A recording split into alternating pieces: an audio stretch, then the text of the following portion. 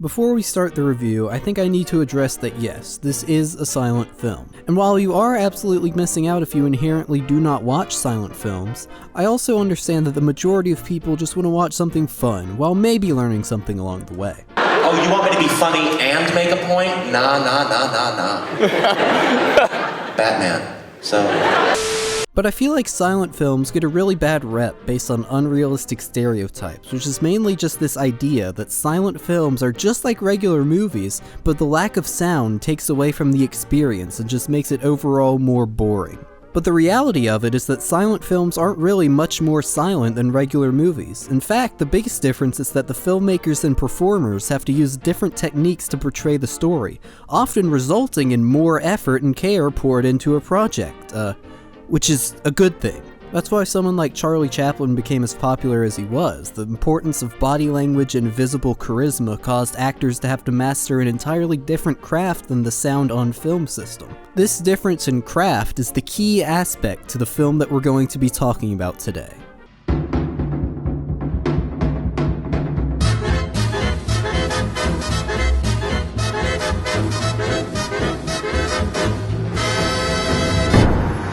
The winner of 5 Academy Awards in 2012, The Artist, is a bittersweet love letter to classic 1920s Hollywood and the death of the silent era. It follows George Valentine, a famous and perhaps egotistical movie star whose world is suddenly torn apart by the introduction of the talkie. While this is far from an incredibly original premise in both topic and theme, it still stands out due to its classical presentation, which was carefully designed by director Michel Hazanavicius. It was the first silent film to win Best Picture in 84 years, the first in 4x3 in 58 years, and the first film fully in black and white in the last 51 years. While the story may not seem incredibly complex at first glance, this is still much more than just the tale of a character's undoing like you would see in a Scorsese film. Rather, it serves as a tribute to a form of art that simply does not exist today. In fact, Hazanavicius had the concept of making a silent film long before he came up with any story, which of course was not taken very seriously by producers. But I think in the end it was probably worth it for him. There really isn't a better way to summarize this film than to just call it a love letter, whether that be through the obvious recreation of the marriage montage in Citizen Kane, or through just subtle nods to the likes of Douglas Fairbanks or John Gilbert. As this is a movie about making movies, I think it's a good place to start developing an interest in these older silent films that maybe you otherwise wouldn't have been interested in. But all of this being said, I think it's important to watch this film remembering what it is, an homage. Make no mistake, this film's story is very straightforward and very simple, and I think it's easy for a lot of people to just get caught up on that. To me, if you were to put this within the pantheon of some of the great silent films, like put this next to some of Chaplin's best movies, sure, I think it pales in comparison. I think it's decent. It's a decent story, but I think that they use the silent aspect of it almost to make up for some holes. For instance, I'm not sure that this story would work as well as a straight-up movie. I think it gets a lot of mileage out of being a silent film. Right. Well, unfortunately, from then on, it kind of gets very conventional and unmagical, and until the end. And there's this long stretch where it tells a very conventional story that we've seen a million times, and it doesn't add anything new to the equation. It is, we see our two heroes have their fates change, and I kept waiting for something special, I'm trying to think outside that it's such a basic story. Sort of the, rags to riches back to rags. Although this one he's already famous, so maybe just riches to rags. And no, just no.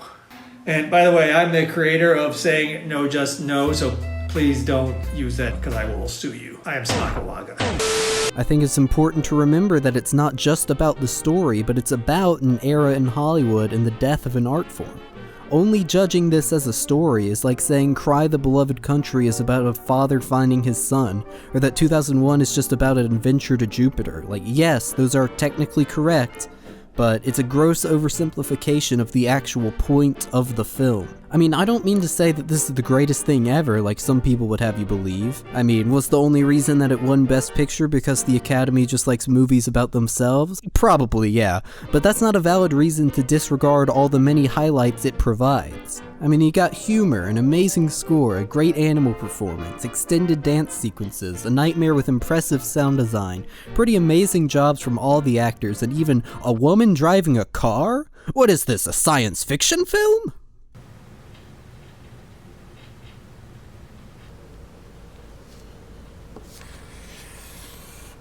The movie just hit all the marks for me, and there really isn't that much else I have to say about it other than it made me want to go rewatch even more films from that era.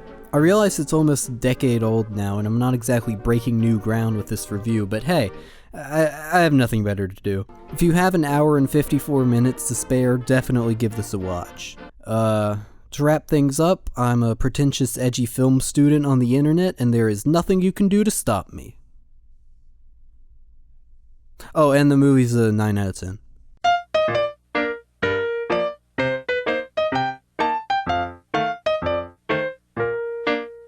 On my ribbons tied is my hair in place.